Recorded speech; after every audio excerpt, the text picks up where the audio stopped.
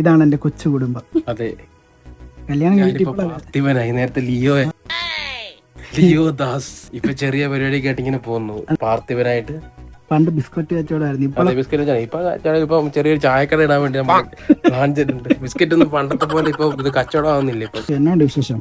കുഞ്ഞൊക്കെയായി ഹൈദരാബാദിൽ നിന്ന് വന്നു. ഹൈദരാബാദിൽ പോയില്ല, പിന്നെ പോയിട്ടില്ല. ഒരു വർഷം പോയി. ഒരു വർഷം അത് ഇനി കഴിഞ്ഞിട്ട് പോണം 2 മാസം കഴിയുമ്പോ.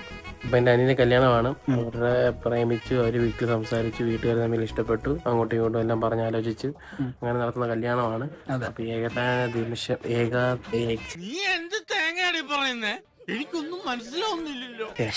ഏകാന്തതയല്ല, ഏതാന നിമിഷം. ഏതാന ദിവസങ്ങൾക്ക് ശേഷം നമ്മുടെ ദാസപ്പന്റെയും ശ്രീകുട്ടിയുടെയും കല്യാണമാണ്. അതിനുവേണ്ടി ഞങ്ങൾ വെയിറ്റിംഗ് ആണ്. ഞങ്ങൾ ഡ്രസ്സ് എടുക്കാൻ വേണ്ടി വന്നതാണ്. ഇവൻ ജർമ്മനി, ഇംഗ്ലണ്ട് അല്ലേ, ഇംഗ്ലണ്ടിൽ നിന്ന് അവൻ UK വന്നു.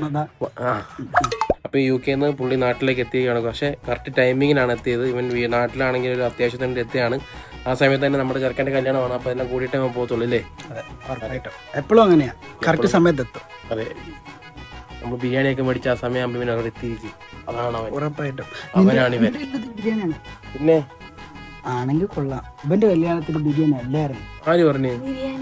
ആണോ, വൈകിട്ടല്ലായിരുന്നു പരിപാടി ബിരിയാണി. അപ്പൊ നീ അപ്പൊ സാധാ ചോറായിരിക്കും മേടിച്ചു കഴിച്ചു. അവിടെ ബിരിയാണി ഉണ്ടായിരുന്നു, ചോറുണ്ടായിരുന്നു, ചിക്കൻ ഫ്രൈ ഉണ്ടായിരുന്നു. ഞാൻ ഇവന്റെ കൂടെ ഇരുന്ന കഴിച്ചത്, അത് കാരണം ഞാൻ സാധാ ചോറ് കഴിച്ചത്. നീ ബിരിയാണി അല്ലല്ലോ എന്നോട് കഴിച്ചവൻ. ഞാൻ സാധാ ചോറായിരുന്നു കഴിച്ചത്. നിനക്ക്